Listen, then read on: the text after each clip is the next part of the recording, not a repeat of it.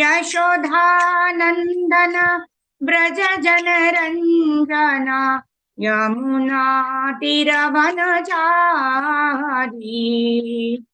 हरे कृष्णा कृष्ण कृष्ण हरे हरे, हरे राम राम राम हरे हरे। हरे कृष्णा कृष्ण कृष्ण हरे हरे, हरे राम राम राम हरे हरे। जय राधा माधव कुंज बिहारी, गोपीजन वल्लभ गिरिवरधारी। यशोधानंदन ब्रज जनरंजन यमुना तीरवनचारी। जय राधा माधव जय राधा माधव जय राधा माधव जय श्री राधा माधव। जय राधा दामोदर राधे। जय यशोदा दामोदर यशोदा दामोदर श्री राधे। जय राधे जय राधे जय श्री राधे। जय जय प्रभुपाद गुरुदेव निताय गौर हरि बोल, गौर हरि बोल, गौर हरि बोल, गौर हरि बोल। Hare Krishna. So Prabhuji, you want me to sing the second verse also, Nana Shastra Vichara Naika Nipuna, or you would like to take over? No, I think we should be good, Mataji. I think we can we can start with the introduction and yes, we can do the Mangalacharan. Yeah. Yes. Okay. Bona Mataji, you already put in the group, is it? Because devotees are yet to join. It's not yet 11:30. So. Yes, Mataji, I've made already, Mataji. Okay, fine. Okay, so 2 more minutes are there. We'll just do then continue Harinam Sankirtan. 11:30 when devotees join in, that time I'll introduce you, Prabhu. Yeah, sure. Hariharaya Nama Krishnaya Adhavaya Namaha Yadavaya Madhavaya Keshavaya Namaha Gopal Govinda Ram Shri Madhusudana Giridhari Gopinath Madana Mohana Shri Chaitanya Nityananda Shri Advaita Sita Hari Guru Vaishnava Bhagavata Gita Shri Rupa Sanatana Bhatta Raghunatha Shri Jiva Gopal Bhatta Dasa Raghunatha Nitai Gorango Bolo Gaura Hari Jai Sachinandana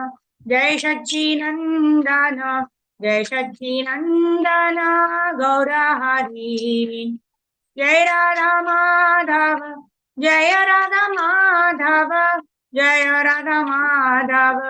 Gaura Hari. Hare Krishna Krishna Krishna Hare Hare, Hare Rama Rama Rama Hare Hare, Hare Krishna Krishna Krishna Hare Hare, Hare Rama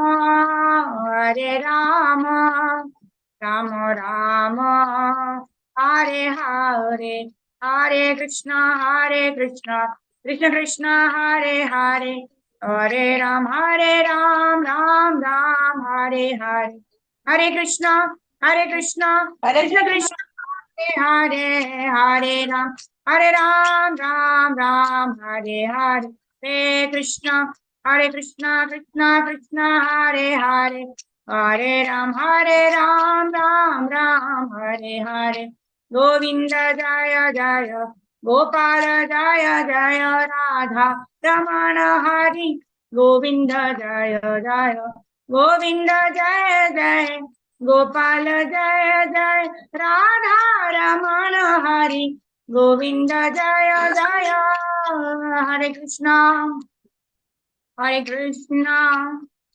Krishna Krishna, Hare Hare, Hare Rama, Rama Rama, Hare Hare, Jaya Guru Parampara, Jaya Guru Parampara, Guru Parampara, Jaya Guru Parampara, Jaya Jaya Prabhupada, Prabhupada, Prabhupada, Jaya Jaya Prabhupada, Jaya Jaya Gurudev, Jaya Gurudev, Jaya Gurudev, Jaya Srila Gurudev, Nitai Gaura Hari Bol, Hari Bol, Hari Bol, Hari Bol. Shri हरिनाम संकीर्तन की जय, जगत गुरु श्रील प्रभुपाद की जय, श्रीला गुरुदेव की जय, अनंत कोटि वैष्णवा वृंद की जय, निताई गौर प्रेमानंदे, हरि हरि बोल. Hare Krishna. So thank you all for joining in for our nectar of devotion. We are continuing with introduction. Yesterday there was a very wonderful session by Bhuvana Mataji, where she started our introduction to nectar of devotion. So continuing with introduction to nectar of devotion, today we have a very, very eminent speaker, His Grace Abhinav Gauranga Prabhu. So it's my fortune to be able to speak a few words introducing Prabhu to all of you. So His Grace Abhinav Gauranga Prabhu is an initiated disciple of His Holiness Srila Jayapataka Swami, Srila Guru Maharaj. He is serving in ISKCON Whitefield, Bangalore. So Prabhu has completed his Bhakti Shastri course, and Prabhu's desire is to spread this message of Bhagavad Gita and the message of Lord Chaitanya in order to fulfill the desire of Srila Prabhupada. So his desire to preach is to fulfill the desires of Srila Prabhupada, because Srila Prabhupada wanted all of us to become armies, to become soldiers in his wonderful army. So let us welcome Prabhuji by chanting 3 times the Hare Krishna Mahamantra. Hare Krishna, Krishna Krishna Krishna, Hare Hare, Hare Hare Rama, Rama, Rama Hare Hare Hare Krishna, Krishna Hare Rama, Rama Hare Hare. Hare Krishna, Krishna Krishna Hare Hare Rama, Rama Hare Hare. So over to you, Prabhu. We welcome Prabhu for his first ICF session, taking us through the introduction of Nectar of Devotion. Hare Krishna, Prabhu. Over to you. Dandavat Pranam. Thank you so much. Thank you so much, Mataji. First of all, I would like to thank the entire ICF team and each and every single one of you present here, because you know what, you guys are doing something really, really special. Not just that this is the month of Kartik, and carrying out any devotional service in this particular month is obviously very, very auspicious. But let me tell you one thing, that my Guru Maharaj, His Holiness Jayapataka Swami Maharaj, has given me personal instruction. And that instruction is to read as many books of Srila Prabhupada as possible and to spread the message to as many people as possible. So just by being present in this meeting, you guys are actually helping me to fulfill the desires of my Guru Maharaj. And all of you will be really, really blessed. Thank you so much. I am eternally indebted to all of you. Hare Krishna. Okay, so a little bit more about myself, that I am also a software engineer by profession. So And just it's a working day today, so I have just sneaked out of my office and found some time to give this session over here. So it may not be very conventional session, where I'll go by slide and try to explain things. We'll just read it out as and when required. I'll explain, and also I'll try to make this session a little more interactive so that I can ensure that none of you are sleeping actually. Okay.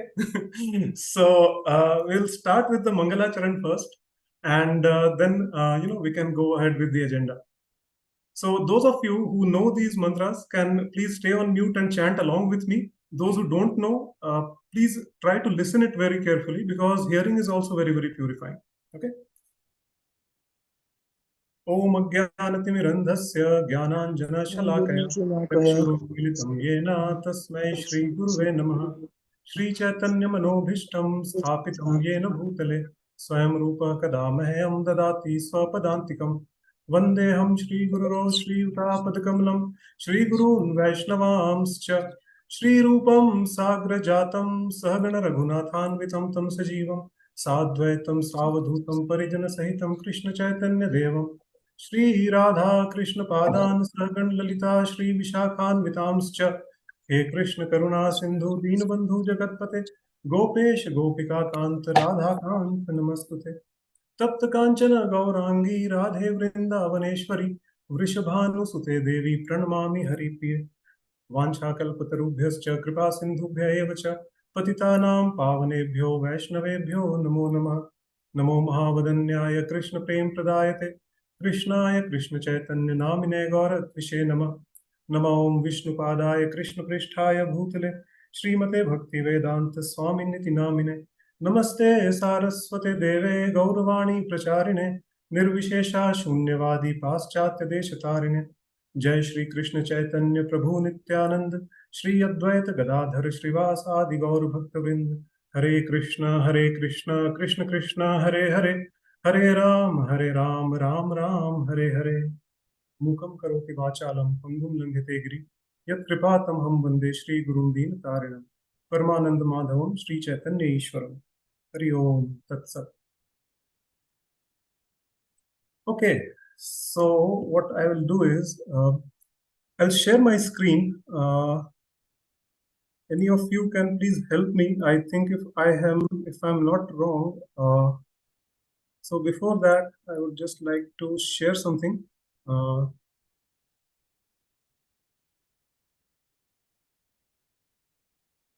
you all able to see my screen? Can anyone confirm?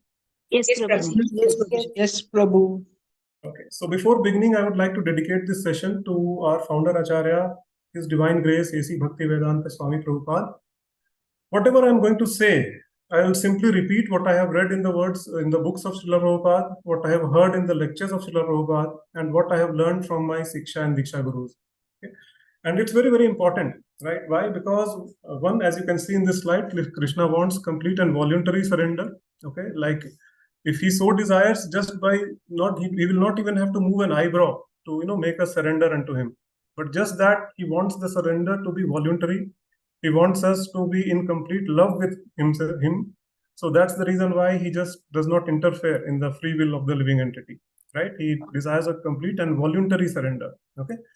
And then he is always there with the devotees who are trying to preach his message, right? As Mataji said towards the beginning of the session, that each and every one of us who have come to ISKCON, it's our sacred responsibility that we try to follow the footsteps of our founder Acharya and try to fulfill his desires, that we should all become soldiers of Srila Prabhupada and try to spread this message of Lord Chaitanya to as many people as possible, right? And the best example is none other than Srila Prabhupada himself. So let's offer our humble obeisances to our founder Acharya, and then we can start this session.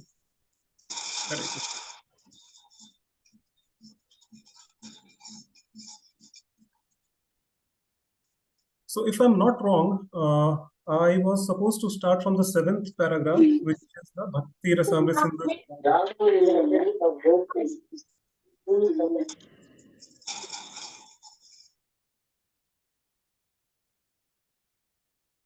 Okay. Bhuvana Mataji, can you mute everyone? Bhuvana Mataji. Yes, Mataji. Yes, so we can go in alphabetical order. If someone can read out this particular paragraph, this just gives an overview of what this Prabhuji, you please unmute yourself. Sorry. no worries, no worries. So this Prabhuji, shall I read, Prabhuji? yes, absolutely, Mataji, please. Bhakti Rasamrita Sindhu from there, na Prabhuji?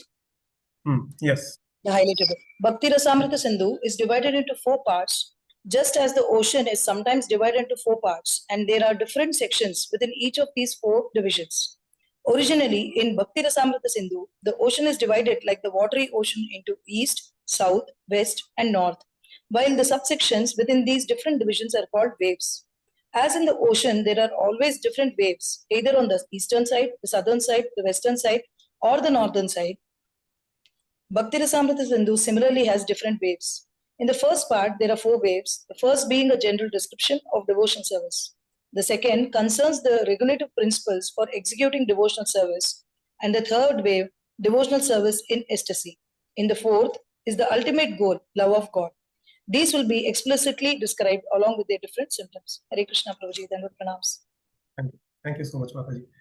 Yeah, so I think this particular paragraph, I think there is not much to explain here. It's just kind of it gives an overview that how this particular book Bhakti Rasamrita Sindhu is divided, or Nectar of Devotion is divided, and which portions are dealing with what parts. Just like Srila Prabhupada has kind of given an analogy here as well.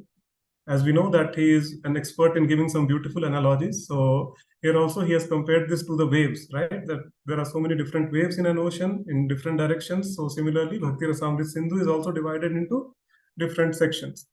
So we will continue. Someone else can go ahead with the next paragraph, and then we can come to some explanation in this one. Can I read, Prabhu? Yes, Mataji. Anyone? Yeah. The authorized descriptions of bhakti or devotional service, following in the footsteps of previous acharyas, can be summarized in the following statement by Srila Rupa Goswami. First-class devotional service is known by one's tendency to be fully engaged in Krishna consciousness, serving the Lord favorably. The purport is that one may also be in Krishna consciousness unfavorably, but that cannot be counted as pure devotional service. Pure devotional service should be free from the desire for any material benefit or for sense gratification, as these desires are cultivated through fruitive activities and philosophical speculation. Generally, people are engaged in different activities to get some material profit, while most philosophers are engaged in proposing transcendental realization through volumes of word jugglery and speculation. Pure devotional service must always be free from such fruitive activities and philosophical speculations. One has to learn Krishna consciousness or pure devotional service from the authorities by spontaneous loving service. Thank you, Prabhu. Thank you so much, Mataji. Yes, so this is a very, very nice paragraph where a lot of things can be discussed. First of all, I would just like to point you to this the particular shloka from which this part has been taken, right? Let me quickly share that.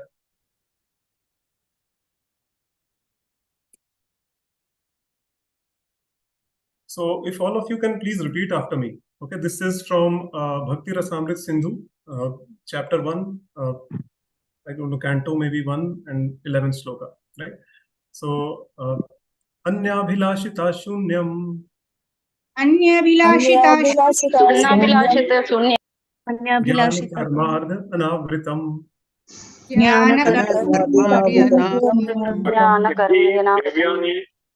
Anukulyena Krishnanushilanam bhaktir uttama.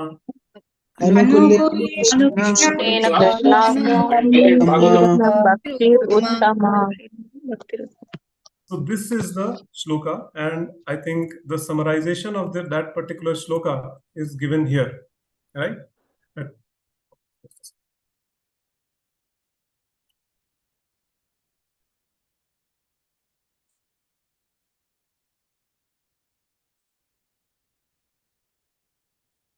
Is what we saw just now. Okay, that first class devotional service is known as one's tendency to be fully engaged in Krishna consciousness, serving the Lord favorably, right? So the thing is, there are two main things over here, right? That is Anyabhilashita Shunyam. We all have to slowly and steadily try to reach the platform, hit that platform of Anyabhilashita Shunyam. That means we do not want anything else except Krishna, right? It is said that Bhagavad Prapti, or to attain Krishna, is not a very difficult thing, right? The difficult thing is to get rid of the attachments, attachments that we have in this material world, attachments of Maya, basically, that we have in this material world, right? So, Anyabhilashita Shunyam platform is that we generally try to get rid of all the attachments and simply focus, make Krishna as the center of our lives, and everything is revolving around Krishna, basically. That is the Anyabhilashita Shunyam platform. But the problem here is that most of us actually worship either Krishna or any other demigod because of two things. One, that either we are scared that if we do not worship that particular Devi or Devta, or maybe Krishna himself will become angry and he may start punishing us, right? So that is the first, and maximum people are suffering with this particular problem, right? And second thing is that we always desire something material, okay? That, okay, I'm going to worship this, I'm going to do this particular yagya, and in return, I want something else, right? So that is not pure devotional service. That is something like, we are doing business, basically, right? A give and take relationship. And today the situation has deteriorated so much that, all the demigods or even Krishna sometimes, they are being treated like, ATM machines. Ki jahan dekha swipe kar diya card, right? That you give me something. I will do something and you give me back something, right? So, Apple makes it yeah, I request all of you to please go on mute, please. Okay. So this is, so I was talking about the Anyabhilashita Shunyam platform, right? So the situation is so bad today, right? That everyone is basically, trying to gratify their senses. They want something in return. I mean, there is no unconditional thing over here, right? But slowly and steadily, we have to raise ourselves to that. And how can we do that? So we all know that, in the Bhagavad Gita, Lord Krishna says, Prakrite kriyamanani gunai karmani sarvasha ahankara vimhudatma kartaham iti manyate. That means a spirit soul bewildered by his false ego thinks himself to be the doer of all activities, which are in fact carried out by the three modes of material nature, right? That means each and every single one of us is actually inflicted by these three modes of material nature, right? And we are all a mix of three modes, right? No one can say that, okay, this particular individual is only in the mode of goodness, this particular individual is only in the mode of passion, and so on, right?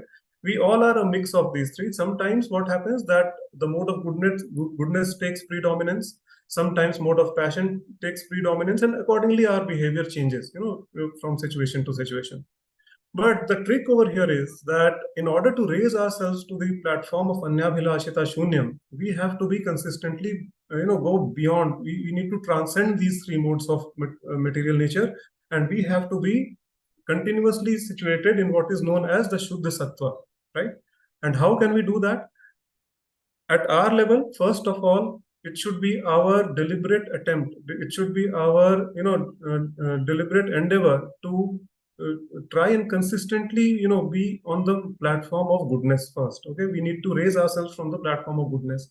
If we are actually in any of the lower modes of material nature, the modes of passion or modes of ignorance, then it's going to be very, very difficult for us to hit that platform of Anyabhilashita Shunyam, right? So this is the first and foremost, very important thing to understand here, that the first class devotional service, one has to be in the Anyabhilashita Shunyam platform. We should not be, thinking or desiring of anything else apart from Krishna. We need to put Krishna as the center of our lives. Okay, so that is the first thing. Second thing is that our devotional service should be favorable to Krishna. Okay, so can any one of you cite one example that which kind of services can be considered as unfavorable to Krishna? Lord Kamsa's devotion. Yes, Lord. Sorry, Lord, not Lord. I'm sorry. Kamsa's devotion, yeah. Kamsa. So that was, yeah. Meat eating is also not. Yes, yes. So, and also Hiranyakashipu and all these demons, basically, they were continuously thinking about Krishna, okay? But they were doing it in a negative way. They always wanted to either kill Krishna, or they were, coming up with various plans, basically, to kill Krishna and just get rid of him somehow, right? So, obviously, like if you read the 6th or 7th canto of Srimad Bhagavatam, there is a conversation between Maharaj Yudhishthir and Narad Muni confirms that even if someone remembers Krishna in a negative way, the effect is equally purifying, right? Because Krishna is not afflicted by these three modes of material nature, right? Krishna is just transcendental to all the three modes.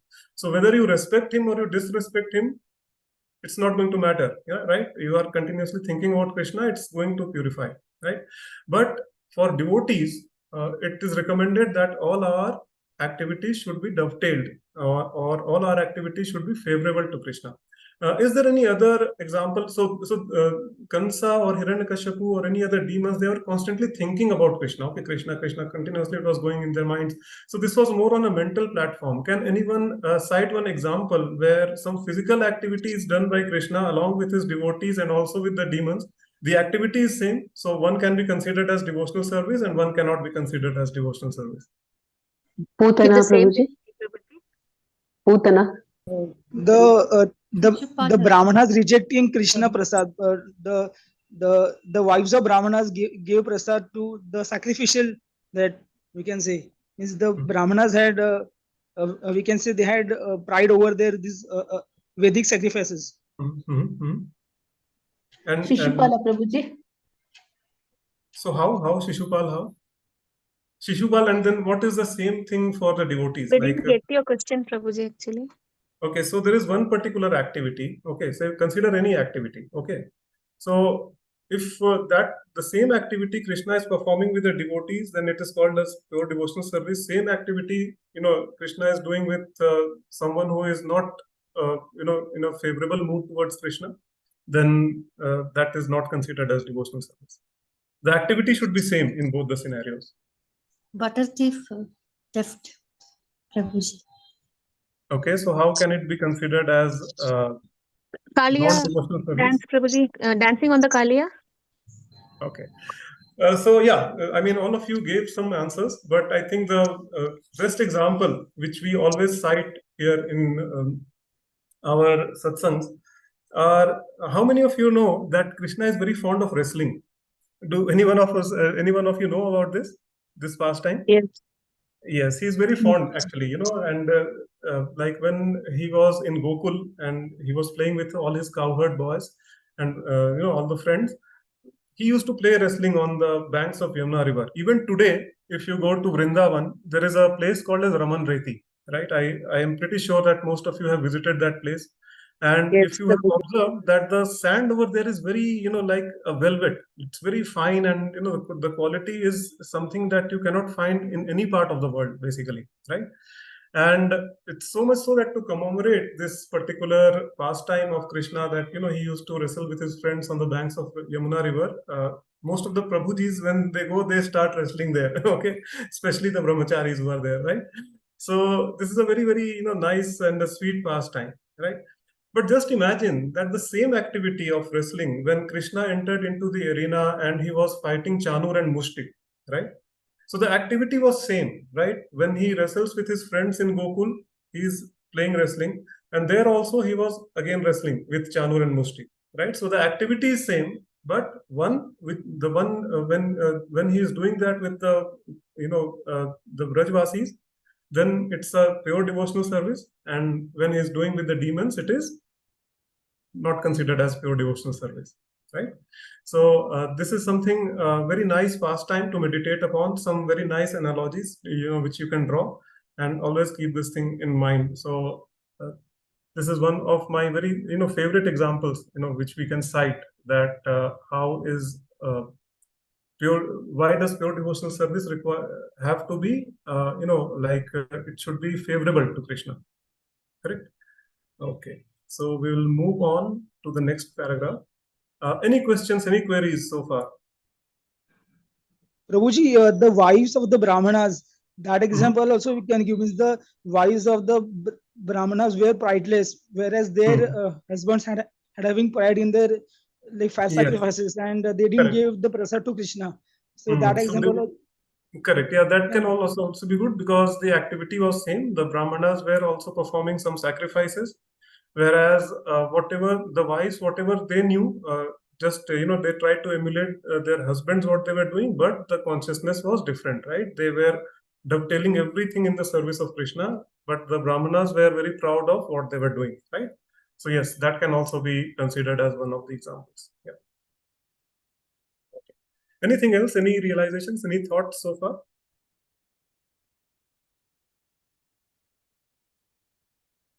Okay. If not, then we can move ahead with the next paragraph. Someone please read. Hare Krishna Prabhuji, Dandavat Pranam. Correct. Srila Prabhupada ki jai.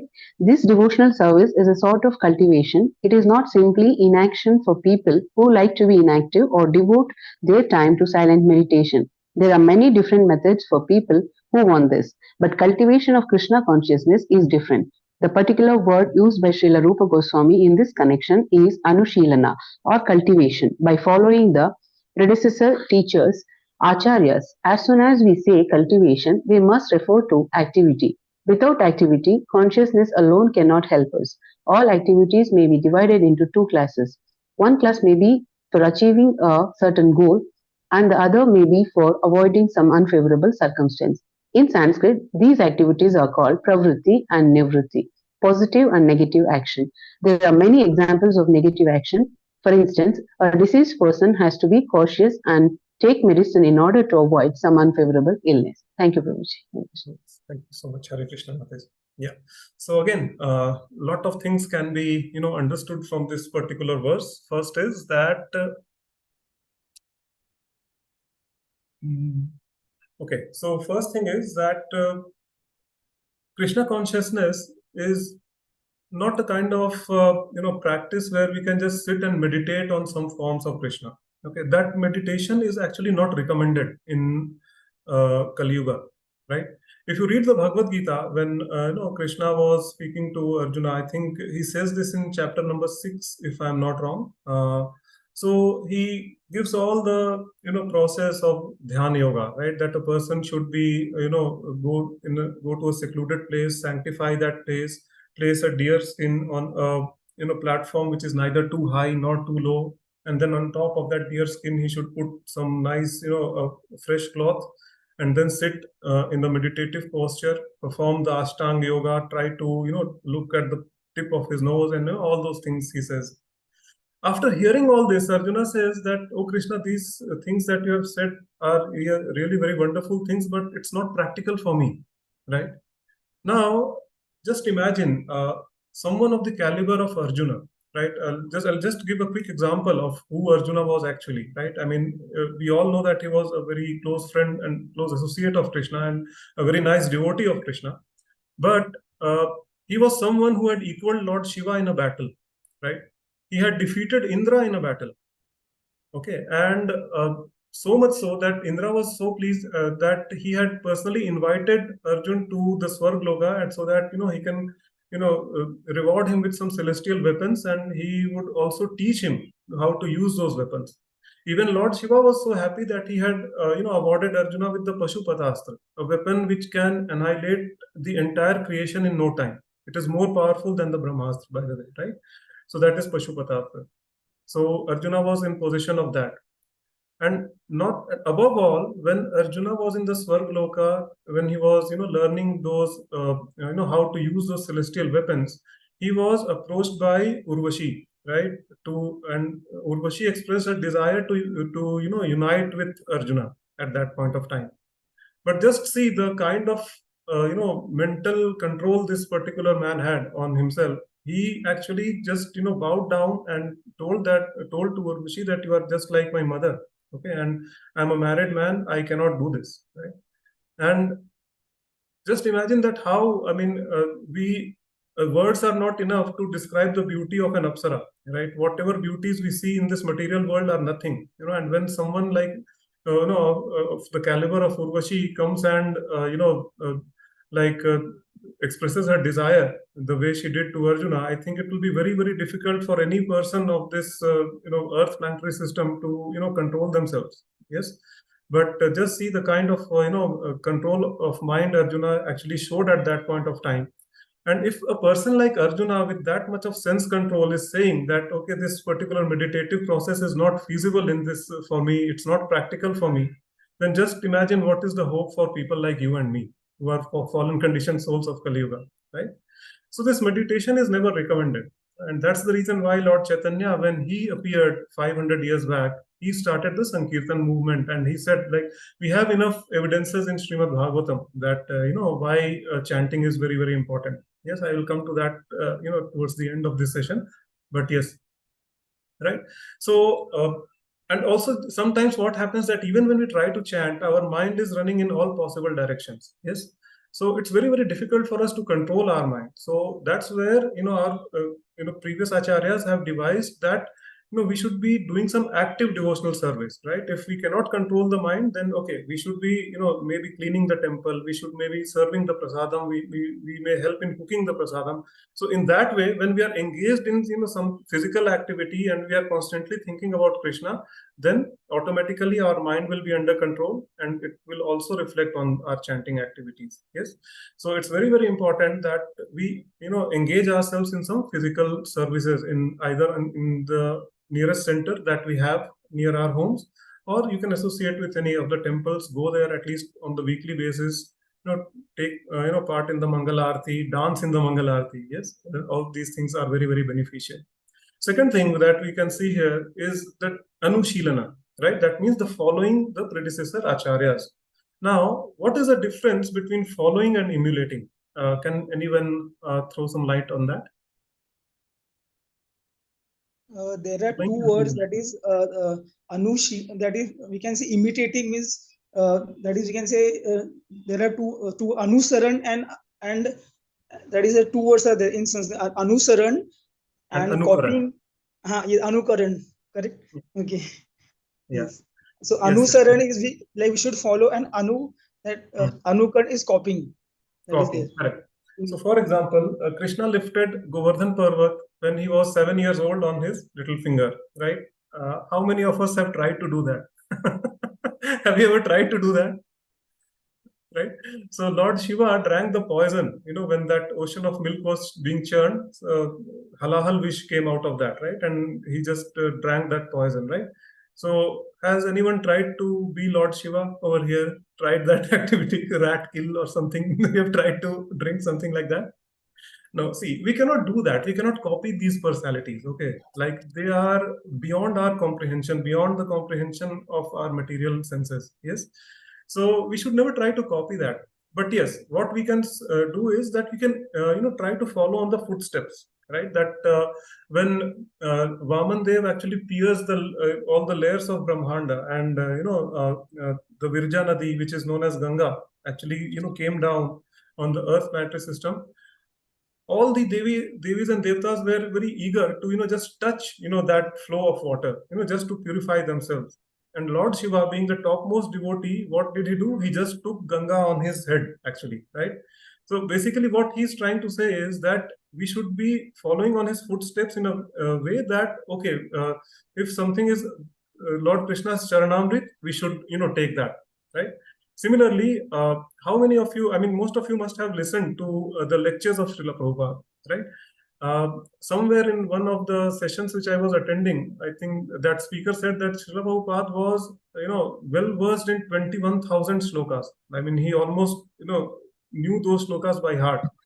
And on one shloka of Bhagavad Gita, he could give an hour-long lecture, right? Can any one of us even think of doing that, right? We cannot, right? We cannot. But what we can do is that we can just follow what Srila Prabhupada has asked us to do. If he has asked us to, spread the message of Krishna consciousness, then, that is known as, and if we try to just do that to the best of our capabilities, then that is known as the following our predecessor acharyas. Yes, we should never try to imitate them, okay, because they are very, very big personalities, way beyond our material comprehension, right? But yes, definitely the path that they have shown, the instructions which they have given to us, we should just try to follow that. and we will be safe. We'll be reaching safely back home, back to Godhead. Right? So, any questions on this particular paragraph? Any thoughts? Yes, Prabhuji, one small question. Yes, Mataji. Can I ask? Yeah, absolutely, Mataji, please. Prabhuji, the last line says there are many examples of negative action. For Yes. instance, a diseased person has to be cautious and take medicine in order to avoid some unfavorable illness. Prabhuji, how is that considered as a negative action? Negative action means you are trying to withdraw yourself from maybe such kind of an association. So there is a very nice shloka in the Bhakti, in the Nectar of Instructions. Okay. In the Nectar of Instruction, this particular shloka tells you that there are 6 things which are detrimental to your devotional service, right? That is atyahar prayasascha prajalpo niyamagraha jansangascha lolyam cha shadbhir bhakti vinashyati, right? So atyahar means eating too much or accumulating too much. Prayasascha, that means endeavoring too much for any mundane material activity, which are very, very difficult to attain, and we are just putting our heart and soul just to get some taste of that thing. Okay, so that is prayasascha. Prajalpa, that is gossip, okay, or any discussion on any mundane topic which is other than Krishna consciousness. So that is known as prajalpa. Niyamagraha, following the rules and regulations which are mentioned in the scriptures just for the sake of following them without understanding the reason behind them, or not following them at all. This is known as niyamagraha. Jan sangascha, that means the association of material minded peoples. Okay, and lolyam means greed for any mundane things. So these 6 things will basically destroy your devotional service. Okay, so as a devotee, we should be very, very careful that we should not indulge in any of these 6 activities. Especially like if you are chanting or if you are performing some, you are doing.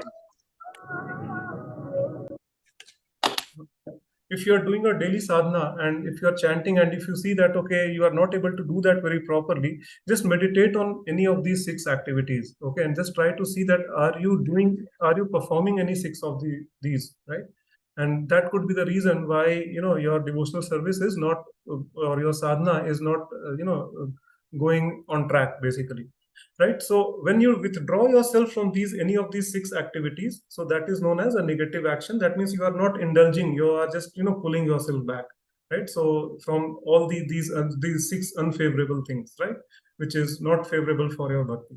So this is the reason why it is known as negative action. One more meaning Okay, of Prabhuji, thank you. pravrutti and nivrutti.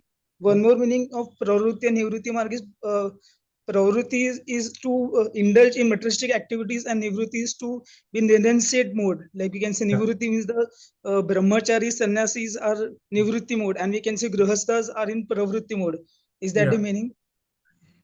We can say that, but then there are examples of grihasthas also, who can be considered as nivritti, like especially if the grihasthas are performing pure devotional service at home. For example, if you have an altar at home, right, and you are doing your Mangal Aarti very nicely, you are keeping, you are dovetailing basically all your activities in the service of Krishna, right? Then that grihastha can also be considered as a nivrit person. So basically this word, the term is, the nivritti means that you are letting go of certain things. Okay, so in that way it's a negative action, that because you are letting it go.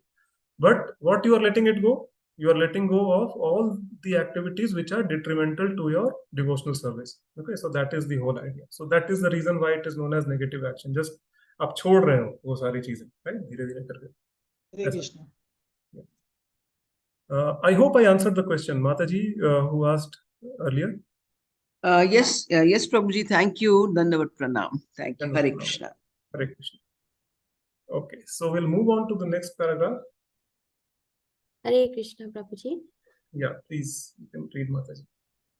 Those who are cultivating spiritual life and executing devotional service are always engaged in activity. Such activity can be performed with the body or with the mind.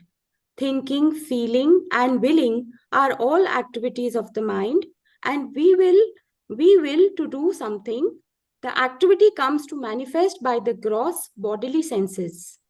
Thus, in our mental activities, we should always try to think of Krishna and try to plan how to please him following in the footsteps of the great acharyas and the personal spiritual master.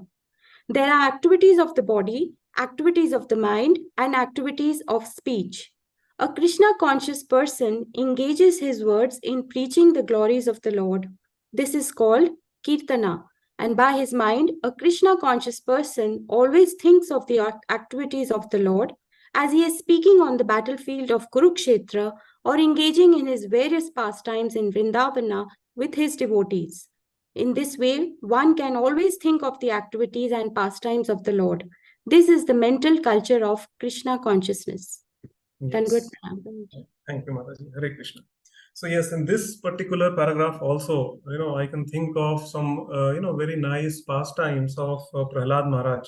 Okay, and we all know that when Prahlad Maharaj was in school, actually, and when the teacher was not available, he used to give pravachan, and he used to, just discuss Krishna consciousness with all his friends. Yes, and his friends were very surprised that how come that you are studying with us in the same class, you are taking all the teachings from the same teachers, right? Then how come you know so much and we don't know these things?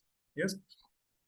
The secret was that when Narad Muni was, instructing the mother of Prahlad Maharaj, then Prahlad Maharaj was in the womb of his mother, and from there only he just imbibed this, the the knowledge of the devotional service, right?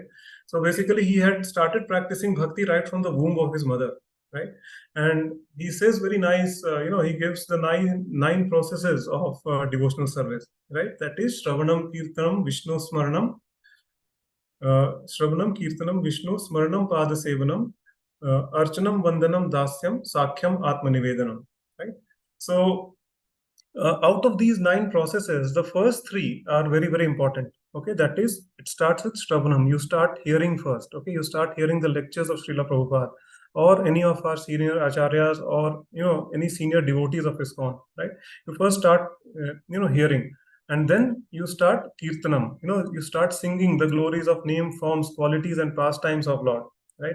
So the chanting basically what it does, it serves both the purpose. You are hearing and you are chanting at the same time. So Shravanam and Kirtanam are happening simultaneously, right? So that's why Srila Prabhupada said that whenever you chant, you don't have to do or think of anything else. Just chant and listen, chant and listen. These are the only 2 things that you are supposed to do. Yes, because by doing that, what is happening that you are performing Shravanam and Kirtanam consistently. So when you keep doing that over a period of time, then automatically, this thing will manifest, the thinking basically, right? Shravanam, Kirtanam, Vishnu Smaranam, right? That will automatically, manifest. There will not be an instance where you can go without thinking about Krishna, right? And I have seen some very, very senior and advanced devotees that, continuously they are just thinking about Krishna. Their only topic of their meditation is that, okay, what can I do so that, Krishna becomes happy? Yes. So that should be that should be our ultimate goal. Basically, that should be our ultimate consciousness. Why? Because see, in Krishna consciousness, we are not teaching art of living. Okay, we are teaching art of dying. Yes. In the Bhagavad Gita, Krishna says, Antakale cha mameva smaran muktva kalevaram yav prayati samadbhavam yati nastyatra sanshaya. That means he who remembers me, O Arjuna, at the time of death will attain my form without a doubt. Of this there is no doubt, right? So this is the secret, that when you quit the body, you should be able to remember Krishna, right? And it is said that if you remember Krishna when you are alive, Krishna will remember you at the time of death. Yes. So please, all of you, it's just my humble request that please take your chanting very seriously. Have that sense of urgency in you, right? That because see, we don't know that when we are going to quit our body. Yes.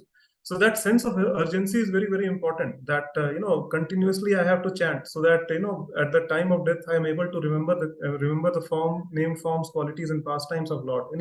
Any one of them. Yes.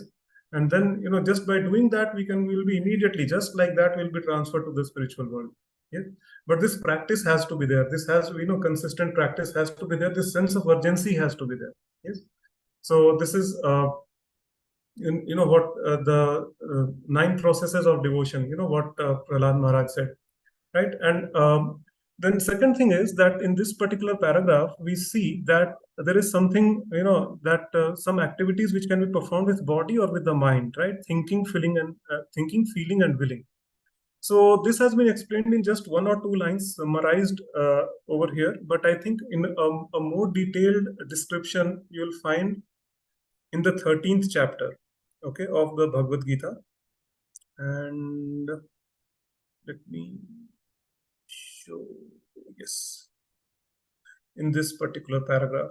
This is the purport of Srila Prabhupada. If someone can read this particular paragraph, then I think we can, have some idea about. Can I read? Can I read? Yeah. Yes. Hare Yes. Krishna. Yes. Pranam, Prabhu, Pranam. Yeah. As stated before, Kshetra is the field of activities, and there are two kinds of Kshetrajna, the individual and the supreme living entity. As stated in the Taittiriya Upanishad 2.5, Brahma Pucham Pratishtha, there the Supreme Lord's energy known as Annamaya, dependence upon food for existence. This is manifested by the Supreme. Then in Pranamaya, after realizing the Supreme absolute truth in food, one can realize the absolute truth in the living symptoms of or life forms. In Jnanamaya, realization extends beyond the living symptoms to the point of thinking, feeling, and willing. Then there is Brahman realization called Vijnanamaya, in which the living entities, mind and life symptoms are distinguished from the living entity himself. The next and supreme stage is Anandamaya, realization of the all blissful nature. Thus, there are 5 stages of Brahman realization, which are called Brahma Pucham. Out of these, the first 3, Annamaya, Pranamaya, and Jnanamaya, involve the fields of activities of the living entities.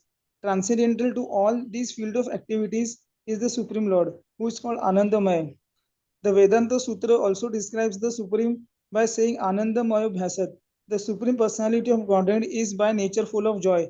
To enjoy his transcendental bliss, uh, he expands into Vijnanmaya, Pranamaya, Jnanamaya, and Annamaya Kosh.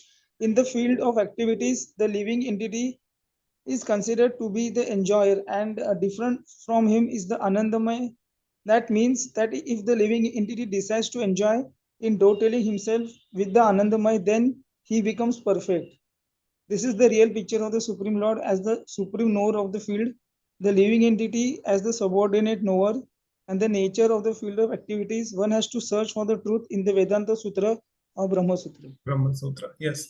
So this is a little detailed explanation about all the different things, the thinking, willing, and feeling part. When you get some time, I would request that please read these. I am pretty sure that all of you must be reading the Bhagavad Gita every day, and along with the purports of Srila Prabhupada, they are very, very enriching, right? And so the crux of this thing is that we should try to dovetail our every activity in the service of Krishna, right? Only then we can reach to the platform of Vishnu Smaranam. Okay, if you are a very good singer, then okay, you can sing the songs of your liking, but then also spare some time in singing some nice bhajans for Krishna, right? If you are a very good dancer, then okay, dance on the tunes that pleases you, but then also spare some time in dancing on some beautiful bhajans of Krishna, right? If you are a very good cook, then prepare some nice sattvic food at your home, offer it to Krishna, in a grand style, and then accept it as a prasadam, right? So basically, every single activity can be dovetailed in the service of Krishna. All we need to do is to spend some time and think over it, and then Krishna will give you the intelligence, basically. Yes.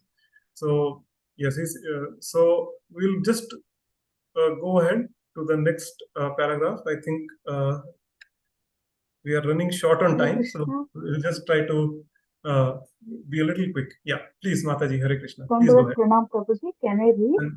Yes, absolutely. Haripur, Srila Prabhupada ki jai.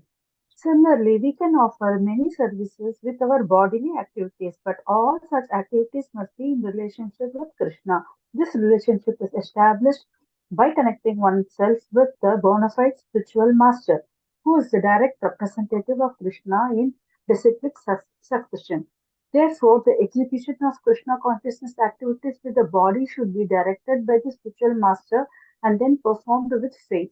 The connection with the spiritual master is called initiation.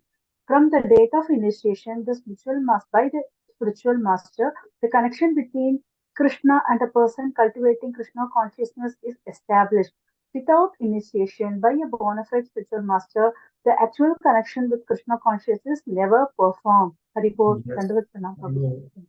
And very important, the last line, right? Without initiation by a bona fide spiritual master, the actual connection with Krishna consciousness is never performed. Yes. So I have a question now. Okay.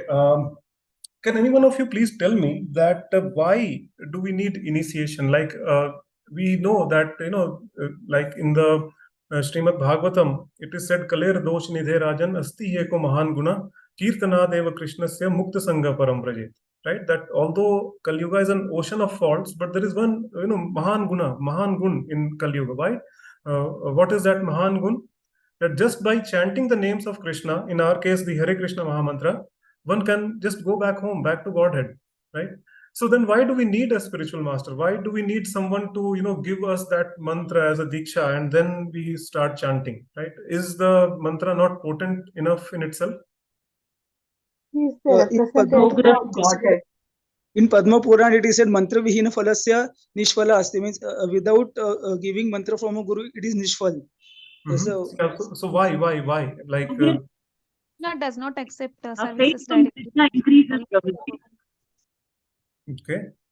Hare Krishna Prabhuji, it's in Guru Ashtakam and it is said in Guru Ashtakam also we say na Prabhuji, Sakshat Haritvena Samasta Shastri. So Guru is none other than the representative. He is the representative of Lord Krishna. Okay. So by taking initiation, we come in the Guru Parampara. Yeah.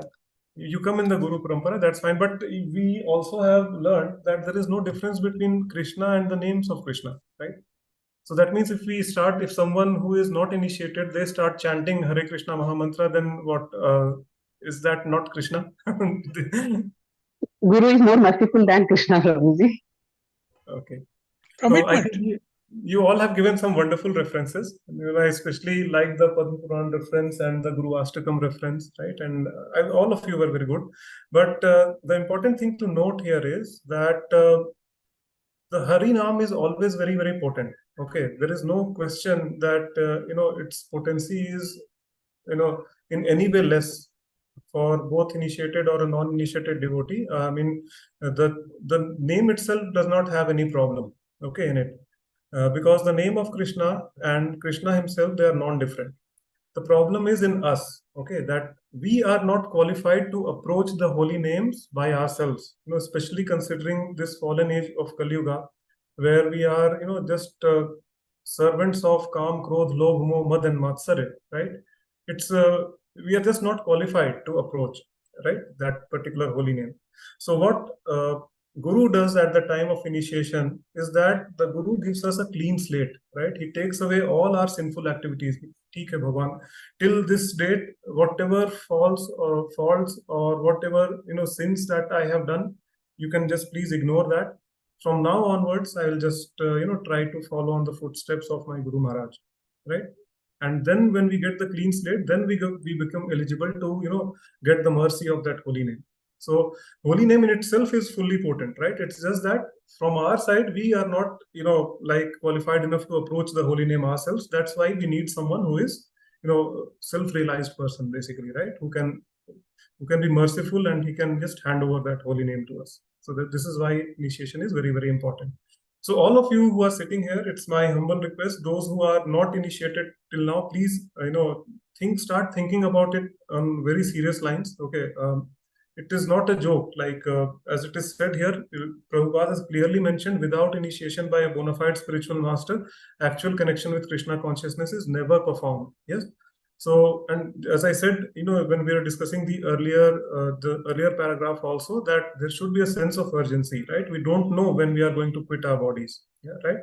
So it's very, very important that, we get initiated and we start chanting, we chant very nicely so that, we can always be in the remembrance of Krishna. Yes.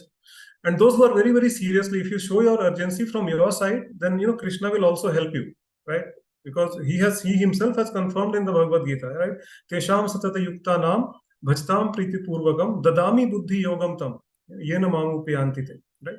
That means those who are continuously chanting my holy names with love and affection, I give them the intelligence through which they can come back to me. So he will send a a bona fide spiritual master in your life, and you will get initiated. But that urgency, that urgency should be there, right? If you are laid back, then ye yathamam prapadyante, like that, that okay, degree to which you surrender to me, to that degree Krishna will reveal himself to you. Yes.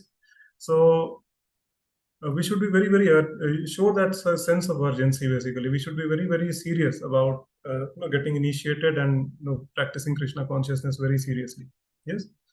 Okay, I have a question regarding this. It is mentioned by Krishna in Bhagavad Gita, an unsuccessful yogi who's doing Krishna consciousness, but he is not getting initiated.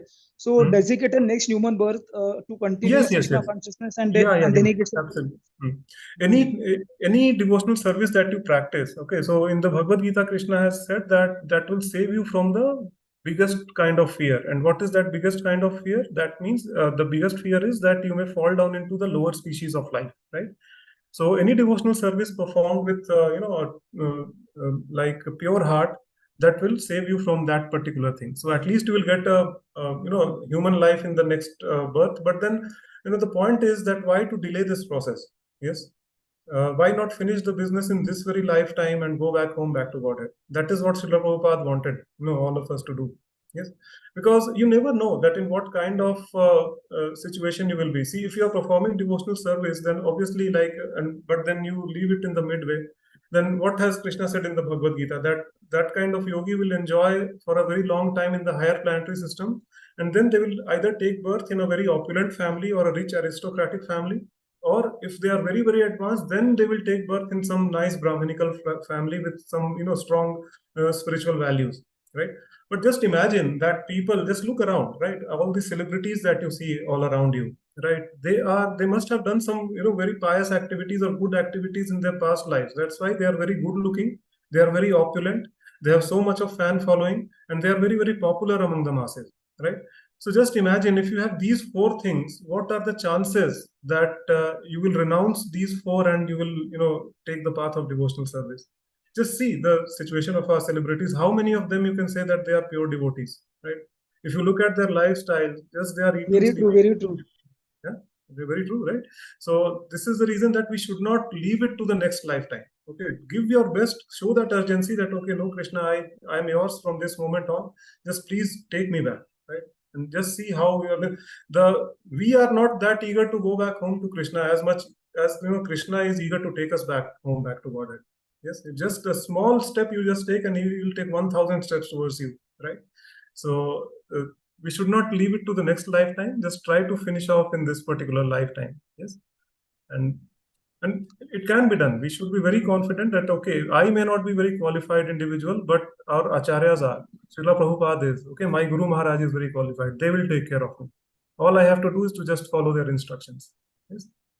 Okay. Prabhuji, those who have taken, those who are taken birth in such rich families, like what you say, the stars and all that, who have so many fans. But this year, though, they are enjoying so much with the money that they have forgotten Krishna. Yes, absolutely. That is the whole point. That when you get that kind of birth, Krishna, why does Krishna send you in that opulent family? That you will not be struggling for roti, kapda, and makan. Okay, those basic necessities you should not be wasting that time. With that intent, he sends there. But then instead of doing bhakti, what we do, we just get into sense gratification, thinking that, oh, everything belongs to me. Right? So then the next birth is dangerous. Yes, absolutely. Absolutely, it's dangerous. So it's basically a grand highway to hell, Mataji. Yes. Right? Yes. So please. So then Prabhuji, that shloka when we remember Krishna's name, our Guru is there guiding us to take us back to Godhead. Means our initiating master takes us to Krishna. Is it true? Like he guides us. Even the initiating, if you read the Chaitanya Charitamrita, there is no difference between Siksha Guru and Diksha Guru. They are equally important in your lives. Okay. If you are very fortunate, then your Siksha Guru can become your Diksha Guru. But like we have seen that sometimes our Siksha Guru is different and our Diksha Guru is different. But one should not try to discriminate between them. Right? They both are equally potent. They both are equally capable of taking you back home, back to Godhead. All you have to do is to just follow their instructions. That's it. Hare Krishna Prabhuji, in that shloka in second chapter, Krishna says that Neha Vikrama Nashusti, Solpam is Neha Vikrama Nashusti, Pratyavayo na Vidyate. So he says that even if you do little bit of devotional service, it will never go in vain. But what if we are born? It will never go in vain. But what if we are born to a rich aristocratic family and we don't get like this stars? We don't get this devotional service, means what, Prabhuji? Again, see, there is no guarantee. So yeah, devotional service, that opportunity will come your way, Mataji. Okay, in some way or the other, Krishna will give you hints. He will send people to your life. But then the chances of you acknowledging that and accepting that opportunity will be very, very less if you are in a very opulent state of mind, basically, right? State of mind, or in physical opulence also, if that's very great. Yeah, in one of the lectures of Prabhupada also, I heard that there is no guarantee that in your next life also you'll get that devotional service. So why don't you do in this life only? Why don't you do in So this life? yeah. And So we don't again, know, that like, free will, again, yes, that Mata. it depends on the free will, Prabhuji. Yes, it Krishna depends on the will free will. provide, but if you are lucky and fortunate, you will take to that Yes, devotional service. Otherwise, no. exactly. See, Oh. basically, free will, Mataji, is very, very confusing thing, right? Free will is there with each and every one of us. Okay. But the thing is, say, for example, you take this example of a person who is a big time drunkard. Okay. And he's so much addicted to alcohol that, if you just keep a bottle of alcohol in front of him, what will he do? Free will is there whether to drink or not to drink. But just because he has become the slave of his desires, he will be compelled to just grab that bottle and start drinking, right? So free will actually goes for a toss when Maya takes over, right? It's very, very difficult to exercise that free will in the right way, actually. So because this Maya is very, very strong, right? Prabhuji, I'm very sorry, Prabhuji. Again, Yeah. this doubt is there because when Krishna says in the Bhagavad Gita, it is a confirmation like Neha Vikramana Shosti Pratyavai, there is no fall down and you will be guaranteed. So when he gives a guarantee, why should Maya intervene in between, Prabhuji? No, Even no, the free Maya. will should not intervene, no, Prabhuji. Like No, he that's a gives the guarantee. guarantee. No, that's what I said in the beginning, right, Mataji, that this surrender should be voluntary, right? Maya will test you. That is her job description. That whether this particular man or this particular woman is fit enough to go back home, back to Godhead or not, right? She's doing a thankless job. And by the way, she's a topmost Vaishnavi, right? I mean, she's 100% devoted to Krishna, right? So at no point of time we should feel that, she is actually stopping us or anything. Like even in our day-to-day life, say for example, I come from a software background. As a developer, I write code and I develop software. But then there is a testing team, right, who tests my software. That okay, is there any bug in this software? Is there any defect in this software or not? This is exactly what Maya is doing. That okay, fine. Externally, this person is actually doing a lot of devotional service, but is he actually, from within also, is he the same, showing the same kind of seriousness? Because only when you get rid of your lust, greed, anger, desires, all the material desires for sense gratification, then and only then you are qualified to go to Vaikuntha or any other spiritual realm, right? So this is what so she will do. But then again, this surrender has to be voluntary. Krishna will not interfere with you. He's a very gentleman person, right? He will not force you in any way, or he will not interfere in your decisions. Just that it's just for pure love, right? Until unless that one, if suppose I'll just try to give a very crude example of this material world. Say if a guy loves a girl and he goes to that girl and says, I love you. Girl says, no, I don't talk to strangers, right? Then he just pulls out a gun and puts a gun to her head and says, Bol, I love you. Girls will say, okay, I love you too. But is that love true love, or is it fear? Tell me. Fear, Prabhuji. Fear, right? Exactly. So Krishna doesn't want us to be fearful of him, or Krishna doesn't want us to be ki chalo yaar majburi mein bol diya, like that. That true love should manifest from within. That okay, you start realizing that the mistake that we did, we exercised our free will in a wrong way. We wanted to enjoy separately from Krishna. That's why we came here in this material world. Yes. So this is that is the reason why Krishna wants voluntary surrender. It wants the true love to manifest, and then once we are ready with that, then we will go back home, back to God. Till then, we will have to keep on giving the tests. We at every Hare point of Krishna. time, yeah. Yes, Hare Prabhu. Krishna Prabhu, regarding the thinking, feeling, and willing part of the mind, I just wanted to know that how Maya acts upon the mind. Means we say the soul is the real thing, but the mind comes in between. The soul means the mind tells us that you are the body, not the spirit soul, and she is acting as though she is the controller of the body. Means she controls the senses. She is thinking, feeling, willing. She's everything. So what I want to say, how does intelligence come in part? Like how can we control that? We can say we are spirit soul but not this body, because the Yes. mind always says us from within that we are this body, not the spirit soul. Something like that happens in between. Yes, correct. So you have to understand this is a very deep question. I think we have already overshot time, Mataji. So I think I'll just take the questions. We'll stop here. This is which paragraph? I think we can start from next session. We can start from here in the Chaitanya Charitamrita. But yeah, a very deep question you have asked, Prabhu. So first thing is that we need to understand the hierarchy, the pyramid basically, right? So first comes your senses, okay, or sense objects. At the bottom, your sense object. Above sense objects are your senses. Above senses is your mind. Above mind is your intelligence, and above intelligence is your spirit soul, right? But in most of the cases, what happens that this pyramid is inverted. Okay, we pay too much importance to the sense objects, because of which our senses are uncontrolled, and then our mind is fully agitated because our senses are uncontrolled, and then it takes over the intelligence, and then no one cares about the spirit soul. Spirit soul is suffering here basically, right? And so this is how actually Maya acts upon you. And this is a very good thing that you said, that we have to also understand that when we talk about mukti or liberation, or when we talk about self-realization, what is it? So this spirit soul is primarily, it is covered by two layers. Okay, one is the subtle body and one is the gross body. Okay, subtle body comprises of mind, intelligence, and false ego. Gross body comprises of the Panch Mahabhut, right? Air, water, fire, earth, water, fire, air, ether, right? So these things. So when we say the transmigration of soul at the time of death, we are simply quitting our gross bodies and we are carrying that subtle body, and we are taking another gross body, right?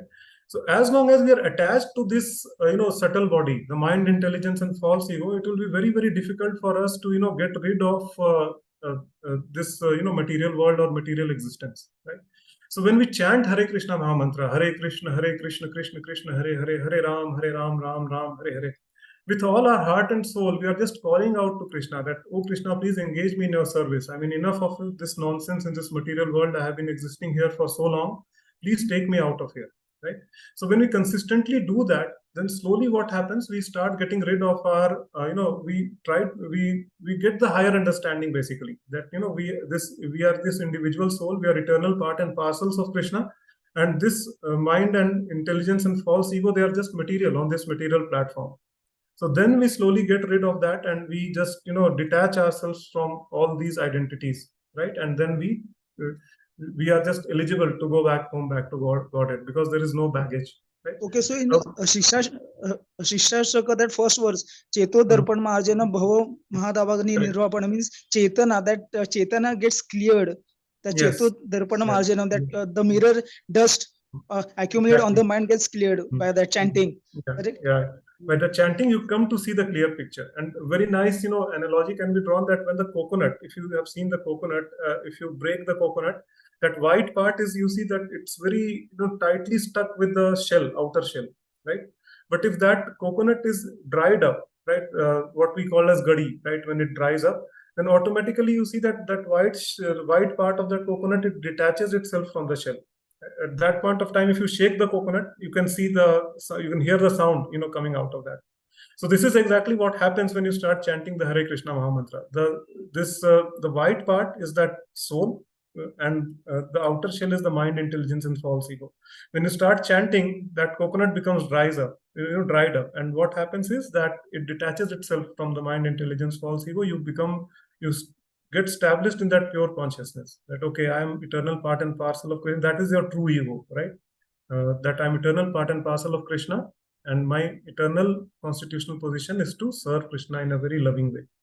Okay, my very last question, then why don't the practicing devotees don't say like that I'm spirit, so I'm not this body? Means most of the people are in the bodily conscious only. They don't Yes. declare that I'm spirit soul. Like while Yes, exactly. That's what Also Krishna there- said. Devi Gesha Gunvai Mam Maya Duratya. It's just because of Maya. Even I am giving a lecture here, saying so many good things about nectar of devotion and everything. But tomorrow, if something happens to my family members, obviously I'll become anxious, right? So it's not very easy. I mean, it's not just that, by listening one or two lectures, I mean, we can become self-realized. No. How many times you drink water in a day, right? You have to keep drinking it over and over again, right? So similarly, we have to, keep listening to the lectures, keep reading the books in order to, consistently be, in that kind of a mindset. And slowly and surely, we will definitely reach, that Anyabhilashita Shunyam stage, right? Where we'll detach ourselves from everything and everyone, and then we will be good enough to go back home, back to Godhead. So it requires a lot of patience also, but we should just keep doing that. Just keep doing that without worrying about the results. Yes. Hare Krishna Prabhuji. Thank you very much. Jai Srila Prabhupada. Hare Krishna. Hare Krishna. So Mataji, I think we have overshot the time by quite, I think around 10 minutes. So I think we should stop here. Yes. And Yes, we can continue from where I have left off. Again, thank you so much, all of you. It's for giving me this opportunity to do the service in the month of Kartik, right? And before I think ending this call, I would just like to reiterate that please chant, because in this particular shloka we always quote in our Gita courses also. From Srimad Bhagavatam, basically, that is Krite Dhyayato Vishnum Tretayam Yajato Makhe Dwapare Paricharyayam Kalo Tadhari Kirtana. That means whatever results were obtained in Satyuga by meditating on the name, form, quality, and pastimes of Lord Vishnu or Krishna, whatever results were obtained in Treta Yuga by performing the fire sacrifices, in Dwapar Yuga by doing deity worship, same results can be obtained in Kali Yuga simply by chanting Hare Krishna, Krishna Krishna, Hare Hare, Hare Ram, Ram Ram, Hare Hare. Right? I hope Give all the of you sloka will. reference, Prabhuji. Sloka reference. Sloka reference, I think it's in Srimad Bhagavatam. Let's search the Google.